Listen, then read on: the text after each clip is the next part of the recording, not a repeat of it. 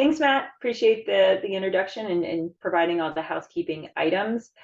Going to jump right into today's agenda today. So we're going to cover a quick history on the reserve studies standards, what they are and why they changed. We're going to discuss the major changes to the reserve study standards, and then just have a real quick update on Fannie Mae and Freddie Mac. We know that's been a hot topic, those guidelines of date. So we're going to touch on that really quickly. And then, as Matt said, there should be some time for Q&A at the end. So the reserve study standards, what are they?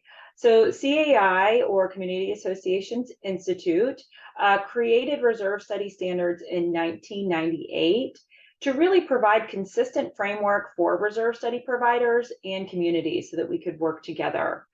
The studies standards were updated both in 2018 and then again in 2023 to really reflect the evolution of the industry. The goal here is really to provide alignment, but also allow flexibility for interpretation. We didn't want the standards to be super rigid. We do want to allow for some flexibility for providers to use their best judgment and tailor studies to meet the needs of their individual clients. So why did the studies change? As I said, the standards have been updated a couple of times to really reflect the evolution of the industry. But most recently, it's been around aging infrastructure. I have a quick plug for the Foundation of Community Association Research. For those of you that are unaware of that organization, I strongly encourage you to check them out. It's a fantastic organization. They put together the Community Fact Book, Homeowner Satisfaction Survey, various best practice reports, and timely research projects, all of which are free on their website. One of the timely projects they put together is called Breaking Point. The group identified the issue of aging infrastructure and deferred maintenance prior to Champlain Towers collapsing, right? They saw this as a concern for our industry and created a report to really create awareness around the issue and to encourage a change in behavior. So this is something that was already identified, and they were actively working to bring it to light to ensure that communities are aware of the issue of deferred maintenance. Then, unfortunately, we're all familiar with the collapse at Champlain Towers. CAI quickly created 3 task forces right after the collapse to really focus on reserves, structural integrity, and insurance. These task forces created the Condominium Safety Public Policy Report to help provide guidance on structural integrity and building and community safety. So both of these reports will be distributed. As Matt mentioned when he sends over the recording, we'll send links to download both of these free, really great documents.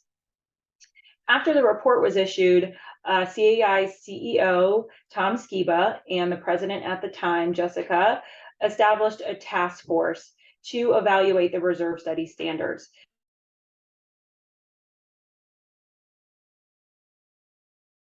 Throughout the country, they included reserve specialists, but I also appreciate that they involved other people other than just reserve specialists on that task force as well. So there were association managers, there was an attorney, an accountant, and even a board member to provide a variety of perspectives and to really ensure that we were taking into account the end user, the community's perspective on the best way to address reserve studies. So the reserve study was really, the group was really tasked with focusing on those 3 main principles: maintenance, structural integrity, and long life components. Those were the 3 things that we were really tasked to focus on. So not surprisingly, the key revisions were really focused on those 3. So we made sure to discuss disclosing long life assets, how to incorporate maintenance and preventative maintenance, and then structural inspections as well. In addition to the 3 main key topics that we were tasked to focus on, we also discussed the study term and frequency for conducting studies. So first up, disclosing long-lived assets. So this was a new requirement to ensure that all reserve studies are disclosing long-lived components within the report. And the goal here is really to avoid surprises, to ensure that everyone is aware of all of the association's maintenance responsibilities, not just the projects that are in the study horizon or that 30-year scope, right? So we wanted to include some photos here of an example. If it's a brand new mid or high-rise building, the windows probably are considered long-lived. Same with a fire suppression pump. So what that means is that the association is responsible for these components, but you don't need to fund for them just yet because the useful life exceeds the duration of the reserve study. So as that building ages, those components will get worked into the reserve study. An example I like to use is a pool. We all know a pool will have a variety of reserve components regardless of the age, right? So even if it's a brand new pool, there's going to be replastering of the pool finish. The tile and coping will need to be replaced. The deck will need to be repaired. The furniture replaced. The fence replaced. Mechanical equipment replaced. So there's going to be a variety of reserve projects. But that structure and all the plumbing associated with it is typically considered a long life component, meaning you don't need to fund for it just yet. But as that pool ages, that eventual structural rehab and plumbing repair will work into the reserve study. So at Reserve Advisors, this is something we've always done. We've always disclosed long life components. So in our reports, you will find a list currently of all of the exclusions. And it's usually a bulleted list just like this, where we're saying, yes, the association is responsible for all of these things, but we don't anticipate needing to fund for replacement of them over the next 30-year period. But we're working internally to determine how we can do a little bit better, right? It's in there, it's disclosed, but is everyone reading the report from cover to cover, from start to finish? Probably not.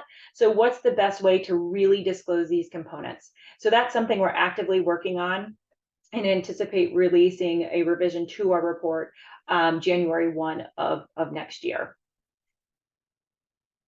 Next up is incorporation of preventative maintenance practices.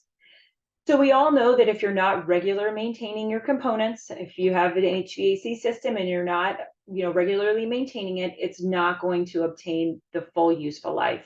And the thought here is that really now needs to be incorporated into the reserve study, right? If you're not actively maintaining something, you're not going to get that full useful life, and we should set the study up accordingly so that the funds are available and that the shorter useful life is anticipated. So in the reserve study process, providers are now supposed to start asking the question, are you performing routine maintenance? And then disclosing that. So management and the board reports routine maintenance is not occurring or is occurring. If it's not occurring, the useful life is to be diminished. We need to now lower that useful life so that the funds are available. As part of the reserve study standards, when we started discussing some of these things like maintenance and structural inspections, it was really important to make sure that we delineated the difference, right? The preventative maintenance manual is something that associations should have, but that is not what a reserve study is intended for, right? A reserve study is not a preventative maintenance guide. This is something above and beyond, an additional supplemental report that associations should have. Not something that's typically included in a reserve study. So we wanted to make sure to clearly delineate that. Now, CAI, as I mentioned earlier, noticed that this is a gap in associations, right? There's this deferred maintenance issue that we're all dealing with. So they quickly started putting together a best practice guide on maintenance. So this was just released this year as well, another fantastic publication by the foundation. And it is a free downloadable guide on preventative maintenance. This link will also be sent around when the recording is sent. So Matt will include this link as well, and I strongly encourage you to check it out. Wanted to provide a snapshot of our narrative sections. We do include preventative maintenance activities and recommendations in our reports, but I think it is important to make sure everyone's aware that that is not a requirement of the standards. This is an above and beyond that Reserve Advisors provides. So there shouldn't be the expectation that any and all reserve studies will have preventative maintenance activities. They're going to be asking the questions, they're going to be documenting it, in the report, but they don't necessarily have to provide preventative maintenance recommendations. So something to consider when you are conducting a reserve study. So the other supplemental report is periodic inspections, and this is primarily geared for mid and high-rise buildings. The standards wanted to also make sure to specify and ensure that everyone's on the same page, that structural inspections are not included in a reserve study. A reserve study is typically a visual, non-invasive inspection from the ground. If you are a mid or high-rise building, you really should have an independent structural inspection performed. So these recommendations, the standards refer back to that maintenance guide that I recommended, and then also the condo safety report. In both of those, they do have recommendations for structural inspections. So the recommendation is pulled right from ASCE, or the American Society of Civil Engineers. And the recommendation is for brand new buildings to have a structural inspection performed within the first 5 years of construction. And then for existing buildings to have inspections every 10 years until they're 20 years old. And then when they hit 20 years old, to have structural inspections every 5 years. Now, of course, if you have a structural inspection and it's recommended to do these more frequently, then that, of course, will govern, and you should get on the regular cadence that is recommended in your structural inspection. And that expense really should be captured in the reserve study, right? We want to make sure, as reserve study providers, that you not only know that you need to conduct these studies, but that the funds are available.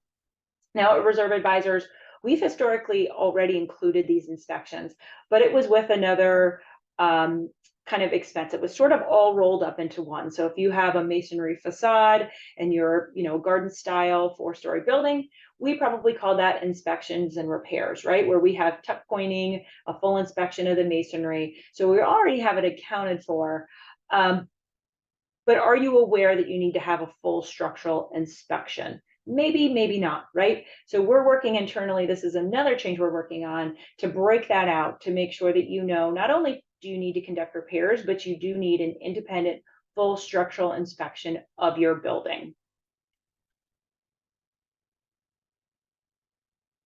So another thing that was discussed was the study minimum duration. So the previous standards did require reserve studies to cover a minimum period of 20 years, and that was recently updated in the new standards to cover a 30-year period. So studies now must provide a funding plan to offset future expenditures for at least a 30-year period.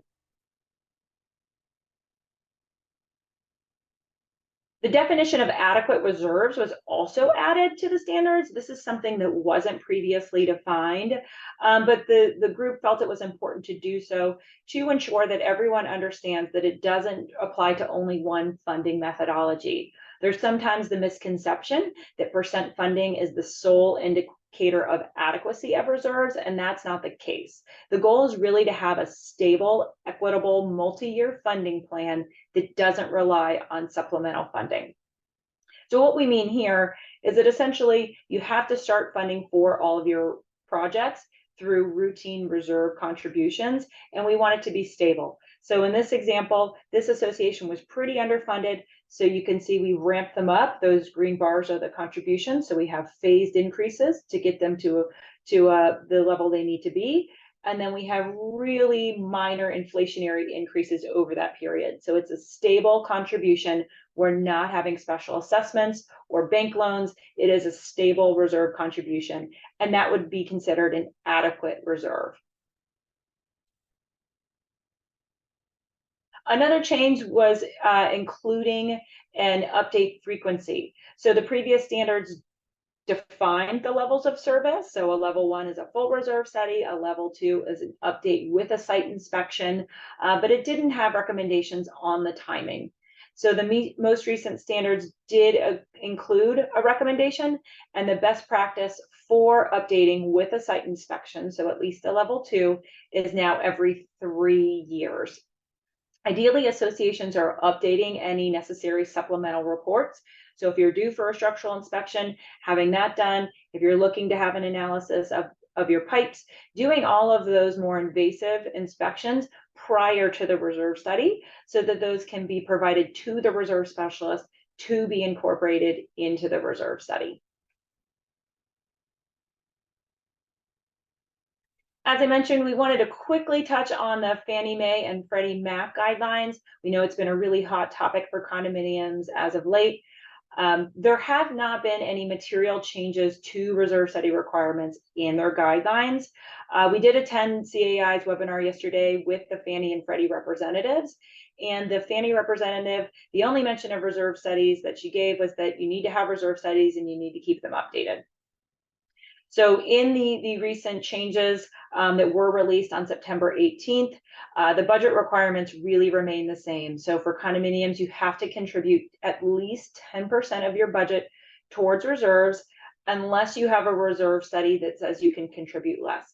So if your reserve study recommended reserve contribution equates to 8% of your budget, you can submit your reserve study along with showing that you are indeed contributing that 8% of your budget to reserves.